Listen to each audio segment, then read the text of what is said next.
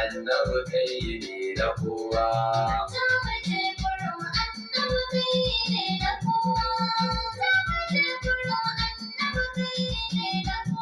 Bismillah wahi, da mai wahi, zan yau yabo kuji annabi ne kawai na kowa.